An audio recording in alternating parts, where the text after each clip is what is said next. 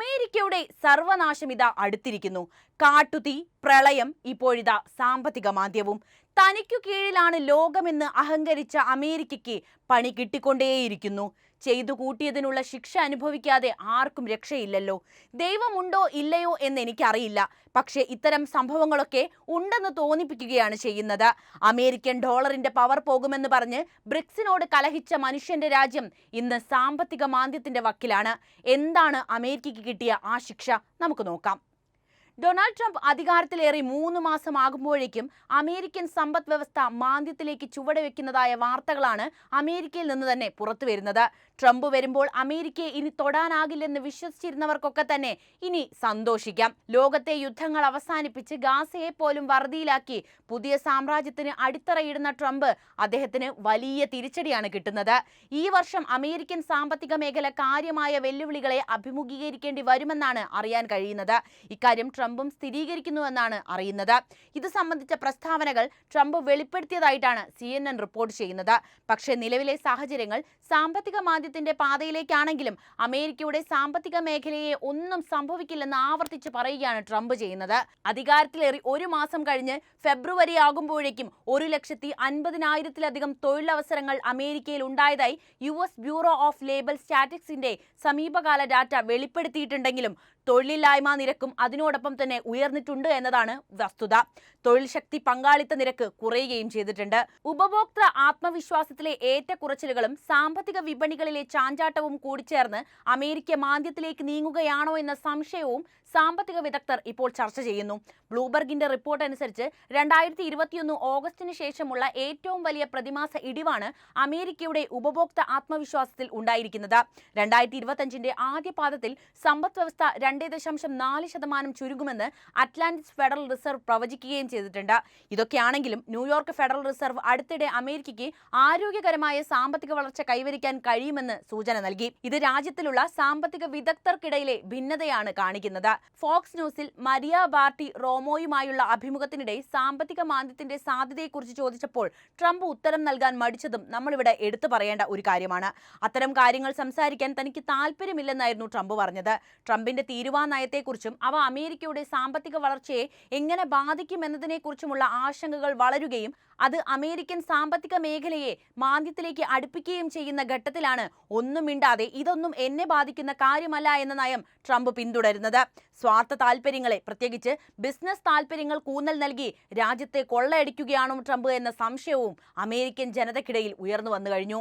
Ground work കളക്റ്റീവിലെ policy and advocacy chief Alex ജാക്വസിന്റെ അഭിപ്രായത്തിൽ സാമ്പത്തിക മാന്ദ്യം എന്നത് സാധാരണയായി ഉൽപാദനം, തൊഴിൽ, വരുമാനം, മറ്റ് സൂചകങ്ങൾ എന്നിവയിൽ ദൃശ്യമാകുന്ന ഏതാനും മാസങ്ങളിൽ കൂടുതൽ നീണ്ടുനിൽക്കുന്ന സാമ്പത്തിക പ്രവർത്തനങ്ങളിലെ ഗണ്യമായ ഇടിവാണ്. ജോ ബൈഡൻ ഭരണകൂടത്തിന്റെ ദേശീയ സാമ്പത്തിക കൗൺസിലിൽ മുമ്പ് സേവനം അനുഷ്ഠിച്ചിട്ടുള്ള ജാക്വസ് മാന്ദ്യം പൊതുവെ ഒന്നിലധികം മേഖലകളെ ബാധിക്കുമെന്നും ക്രമേണ ഉപഭോക്തൃ ചെലവ് കുറയുന്നതിനും തൊഴിലില്ലായ്മ വർദ്ധിക്കുന്നതിനും കാരണമാകുമെന്നും വിശദീകരിച്ചു.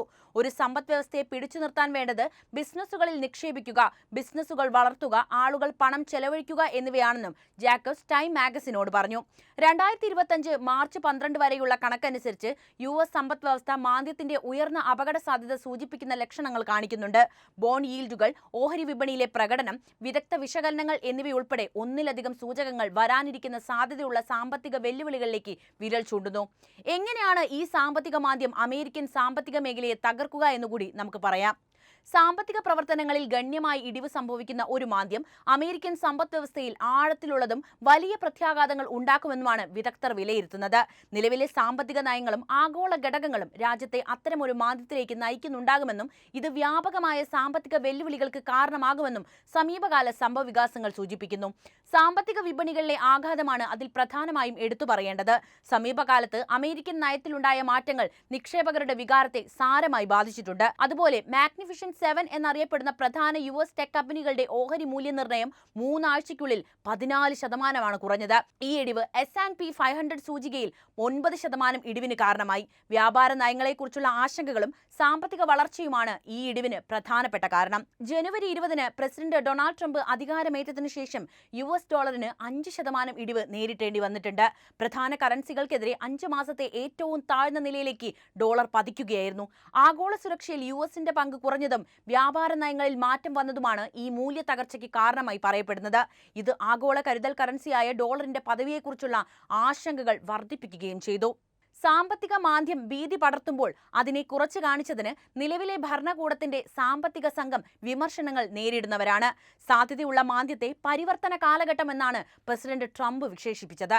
അത്തരം വാചാടോപങ്ങൾ മുൻപ് പൊളിച്ചെഴുതിയ ക്ഷണിക പണപ്പെരുപ്പം എന്ന ആശയവുമായി സാമ്യമുള്ളതാണെന്നും വരാനിരിക്കുന്ന സാമ്പത്തിക വെല്ലുവിളികളുടെ തീവ്രത കുറച്ചു കാണിക്കാൻ സാധ്യതയുണ്ടെന്നും സാമ്പത്തിക വിദഗ്ധർ വാദിക്കുന്നു. 2007-2009 മഹാമാന്ദ്യം പോലുള്ള കടുത്ത മാന്ദ്യങ്ങൾ US-ൽ മുമ്പ് അനുഭവപ്പെട്ടിട്ടുണ്ട്. ഇത് GDP, കുടുംബാംഗങ്ങളുടെ ആസ്തി, തൊഴിൽ എന്നിവയിൽ ഗണ്യമായ ഇടിവിനും കാരണമായി. ആ കാലയളവിൽ നിന്നുള്ള വീണ്ടെടുക്കൽ നീണ്ടുനിന്നു. പല സാമ്പത്തിക സൂചകങ്ങളും മാന്ദ്യത്തിന് മുമ്പുള്ള നിലയിലേക്ക് തിരിച്ചെത്തിയത് നിരവധി വർഷങ്ങൾക്കു ശേഷമാണ്. നയപരമായ തീരുമാനങ്ങൾ, വിപണി പ്രതികരണങ്ങൾ, കറൻസിയിലെ ഏറ്റക്കുറച്ചിലുകൾ, പണപ്പെരുപ്പ സമ്മർദ്ദങ്ങൾ എന്നിവയുടെ സംയോജനം US സമ്പദ്വ്യവസ്ഥയെ സംബന്ധിച്ചിടത്തോളം ആശങ്കാജനകമായ ഒരു ചിത്രമാണ് വരയ്ക്കുന്നത്. മാന്ദ്യമുണ്ടായാൽ അതിന്റെ ഫലങ്ങൾ വ്യാപകമാകാം. അത് തൊഴിൽ, ഉപഭോക്തൃ വിലകൾ, മൊത്തത്തിലുള്ള സാമ്പത്തിക സ്ഥിരത എന്നിവയെ കാര്യമായി ബാധിക്കും. സാധ്യമായ പ്രതികൂല ഫലങ്ങൾ ലഘൂകരിക്കുന്നതിന് നയരൂപകർത്താക്കൾ ഈ വെല്ലുവിളികളെ മുൻകരുതലോടെ നേരിടേണ്ടത് നിർണായകവുമാണ്. സാമ്പത്തിക മാന്ദ്യം മാത്രമല്ല ഇന്ന് അമേരിക്കയുടെ പ്രശ്നം. പ്രകൃതി ദുരന്തങ്ങളും അമേരിക്കയിലെ നിത്യകാഴ്ചയാവുകയാണ്. കാട്ടുതീയും പ്രളയവും വലച്ച അമേരിക്കൻ ജനതയുടെ മേലിപ്പോൾ സാമ്പത്തിക മാന്ദ്യം കൂടി കൂപ്പുകുത്തുമ്പോൾ എന്താണല്ലേ ചെയ്യുക? അമേരിക്കൻ ദക്ഷിണ കാലിഫോർണിയയിലെ ലോസ് ആഞ്ചൽസ് കൗണ്ടിയുടെ പടിഞ്ഞാറൻ പ്രാന്തപ്രദേശത്ത് പസഫിക് പാലിസേഡ്സ്, ഈറ്റൺ പ്രദേശങ്ങളിലായി പൊട്ടിപ്പുറപ്പെട്ടുണ്ടായ കാട്ടുതീ അണഞ്ഞിട്ട് ദിവസങ്ങൾ മാത്രമേ ആയിട്ടുള്ളൂ. ജനുവരി 7-നുണ്ടായ കാട്ടുതീ പെട്ടെന്നാണ് അമേരിക്കയെ വിഴുങ്ങിയത്. 23,713 ഏക്കറുകളിലേക്ക് വ്യാപിച്ച തീ പസഫിക് പാലിസേഡ്സ്, മാരിബു പ്രദേശങ്ങളെ മുഴുവനായി വിഴുങ്ങുകയായിരുന്നു. 24 അമേരിക്കൻ പൗരന്മാരാണ് ആ കാട്ടുതീയിൽ അമേരിക്കയ്ക്ക് നഷ്ടപ്പെട്ടത്. 15,000-ലധികം കെട്ടിടങ്ങളും തീയിൽ അമർന്നു. ഹോളിവുഡിലെ പ്രമുഖ നടീനടന്മാരുടെ വീടുകളും കത്തിനശിച്ചു. ബില്ലി ക്രിസ്റ്റൽ, യൂജിൻ ലെവി, മാർക്ക് ഹാമിൽ, ജെയിംസ് വുഡ്സ്, കാരി എൽവിസ്, മാൻഡി മൂറിന്റെയും പാരിസ് ഹിൽട്ടറിന്റെയും വീടുകളാണ് നശിച്ചത്. ലോസ് ആഞ്ചൽസിൽ കാട്ടുതീ പടർന്നതിന് പിന്നാലെ അടിയന്തരാവസ്ഥ പ്രഖ്യാപിക്കുകയായിരുന്നു അമേരിക്ക. 1.5 ലക്ഷത്തോളം പേർ ഭവനരഹിതരായി ഇതിൽ മാറി. അഗ്നിശമന സേനാംഗങ്ങൾ കിടഞ്ഞു പരിശ്രമിച്ചിട്ടും പടർന്നു പിടിച്ച കാട്ടുതീ അമേരിക്കയെ വിഴുങ്ങാതെ മടങ്ങിപ്പോയില്ല. കാട്ടുതീ ഉണ്ടാക്കിയ പൊള്ളലിന്റെ വേദന ഉണങ്ങുന്നതിന് മുൻപ് തന്നെ വെള്ളത്തിൽ വീണ്ടും അമേരിക്കയ്ക്ക് പണി കിട്ടി. കാട്ടുതീ കഴിഞ്ഞപ്പോഴേക്കും ജലത്തിന്റെ രൂപത്തിൽ കാലൻ അമേരിക്കയിലേക്ക് വീണ്ടും എത്തുകയായിരുന്നു. പറഞ്ഞു വന്നത് അമേരിക്കയെ വെല്ലുവിളിച്ച പ്രളയത്തെക്കുറിച്ചാണ്. അമേരിക്കയിലെ തെക്ക് കിഴക്കൻ മേഖലയെ മുഴുവൻ മുക്കാനുള്ള ശേഷിക്ക് കനത്ത മഴയാണ് അവിടെ പെയ്തിറങ്ങിയത്. കെന്റിക്കി ഉൾപ്പെടെയുള്ള ഭാഗങ്ങളിൽ പെയ്ത മഴയിൽ പല റോഡുകളും വീടുകളും പൂർണ്ണമായും വെള്ളത്തിനടിയിലായി. കനത്ത വെള്ളപ്പൊക്കത്തിൽ നിരവധി പേർക്ക് ജീവൻ നഷ്ടമാവുകയും ചെയ്തു. വെള്ളത്തിൽ കാറുകൾ കുടുങ്ങിയത് മൂലമുണ്ടായ അപകടമാണ് പല മരണങ്ങൾക്കും കാരണങ്ങളായത്. ആർട്ടിക് പ്രദേശത്തെ കാലാവസ്ഥാ ശക്തികൾ സംയോജിച്ച് സാധാരണയായി ഉത്തരധ്രുവത്തിനടുത്ത് തങ്ങി നിൽക്കുന്ന തണുത്ത വായുവിനെ അമേരിക്കയിലേക്കും യൂറോപ്പിലേക്കും തള്ളിവിടുന്ന പോളാർ വോർട്ടെക്സ് എന്ന പ്രതിഭാസം സംഭവിക്കുമെന്ന് കാലാവസ്ഥാ നിരീക്ഷകർ നേരത്തെ തന്നെ അറിയിച്ചിട്ടുണ്ടായിരുന്നു. കൊടുങ്കാറ്റിൽ നിരവധി വീടുകൾക്കും കേടുപാടുകൾ സംഭവിച്ചു.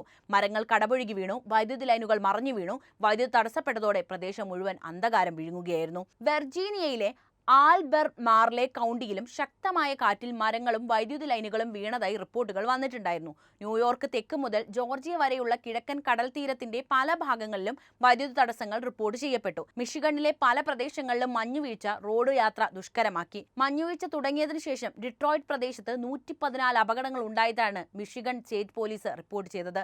അമേരിക്കയിൽ ഇത്തരം സാഹചര്യങ്ങൾ വർദ്ധിച്ചു വരുന്നു എന്നാണ് ഇത്തരം റിപ്പോർട്ടുകളൊക്കെ നമ്മളോട് പറയുന്നത്. എത്ര പ്രതാപം ഉണ്ടായിട്ടെന്താ?